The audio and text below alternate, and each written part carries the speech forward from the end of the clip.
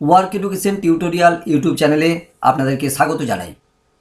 আপনারা দেখছেন কয়েকদিন ধরে ধারাবাহিকভাবে জীবিকা দিশারিতে আমার লেখা কিছু এমসিকিউ নিয়ে আলোচনা করছি।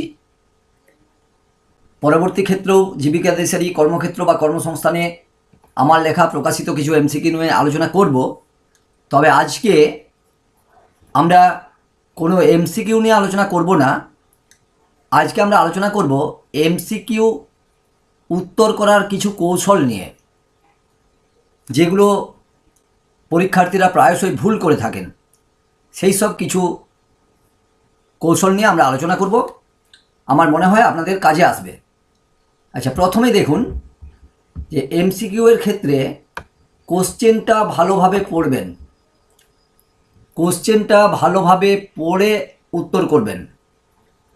মনে করুন একটা কোশ্চেন আছে, নিচের কোনটি ইনপুট ডিভাইস নয়, তা আপনি ভালোভাবে পড়লেন না।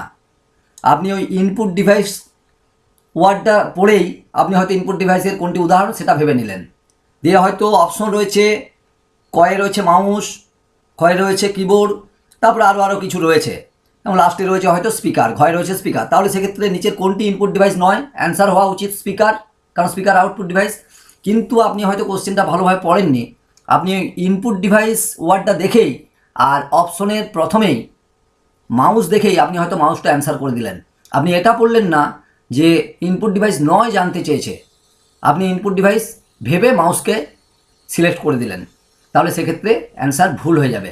তো এটা যেন না হয়, আপনারা কোশ্চেনটা ভালোভাবে পড়বেন, পড়ে বুঝবেন যে কোশ্চেনে কি জানতে চাওয়া হয়েছে, সেই অনুযায়ী অ্যান্সার করবেন। আশা করি বোঝাতে পারলাম। পরের পয়েন্টে আসছি, সঠিক উত্তর জানা থাকলেও সব অপশনগুলো পড়বেন। সঠিক উত্তর জানা রয়েছে, তা সত্ত্বেও বাকি অপশনগুলো পড়তে হবে। এই নয় যে আপনি ক বা খ অপশনেই দুটো অপশন পড়ে দেখলেন যে হ্যাঁ আমার সঠিক উত্তরটা তো জানা রয়েছে, আপনি অ্যান্সার করে দিলেন। পরে দেখা গেল গ বা ঘয়ে তার চেয়েও আরও স্পেসিফিক, আরও পারফেক্ট অপশন ছিল যেটা অ্যান্সার হবে, তাহলে আপনি তার আগেই অ্যান্সার করে দিয়েছেন, তাহলে কিন্তু সেটা ভুল হয়ে যাবে। যেমন মনে করুন একটা কোশ্চেন আছে যে নিচের কোনটি নাইট্রোজেন ঘটিত রাসায়নিক সার। অপশন রয়েছে ক্যালসিয়াম, অ্যামোনিয়াম,